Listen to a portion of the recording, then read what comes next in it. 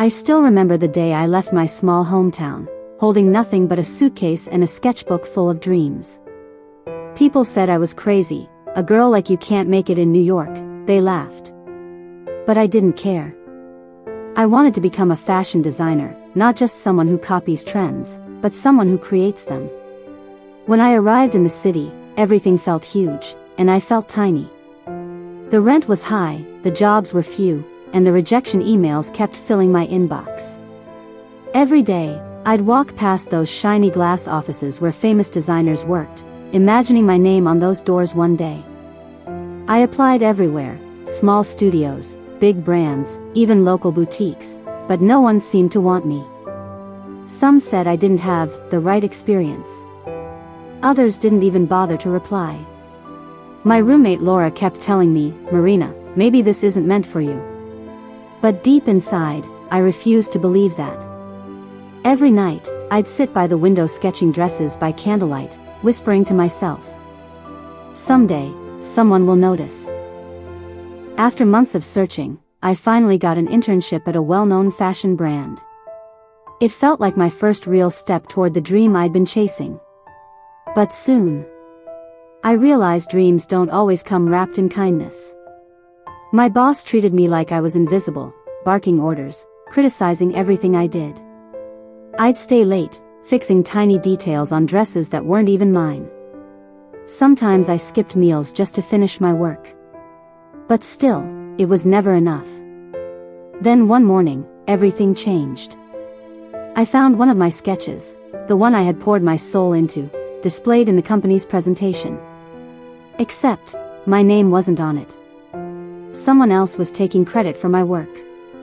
When I confronted them, my boss called me unprofessional. By the end of the week, I was fired. I walked out of that office holding my sketchbook tight, feeling like my whole world had collapsed. The city lights that once inspired me now felt cold and cruel.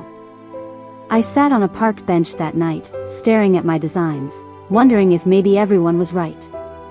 Maybe I wasn't meant for this world after all. But even in that moment of silence, something inside me whispered, "Not yet. This is not the end." A few days after losing my job, I was sitting in a small cafe, staring at my sketches with a cup of cold coffee. I felt like a failure. That's when a kind voice said, "Those drawings, did you make them?" I looked up and saw a woman, elegant, confident, and warm. Her name was Laura.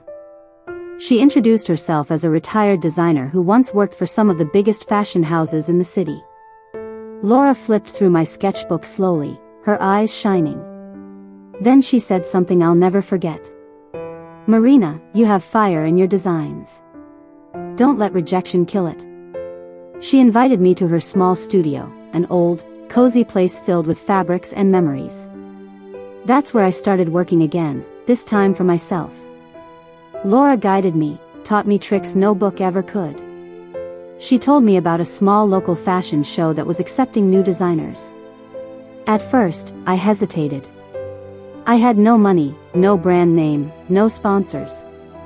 But Laura looked me in the eye and said, "You don't need big names. You just need courage."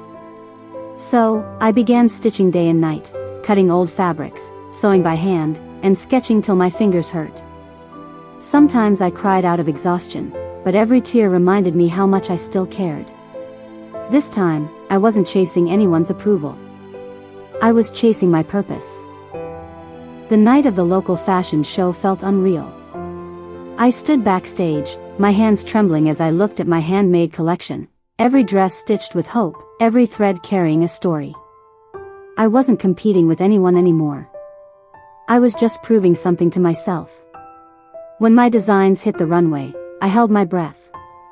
And then, the crowd started clapping. Not polite claps, real applause.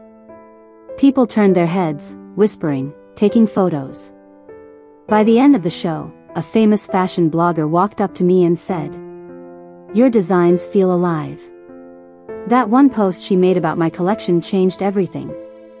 In a few days, I started getting messages from boutiques, small brands, and even clients who wanted custom dresses. The same company that once fired me sent me an offer to rejoin. I smiled, closed the email, and whispered, "Not this time." Instead, I used that small burst of attention to start my own brand, right from my tiny apartment. It wasn't big or fancy, but it was mine. And every morning, when I saw my name, Marina Designs, printed on the tags, I realized I didn't just build a brand. I rebuilt myself. After all the sleepless nights, the rejections, the pain, I was finally standing in the light I created myself. It's been 2 years since that night at the fashion show.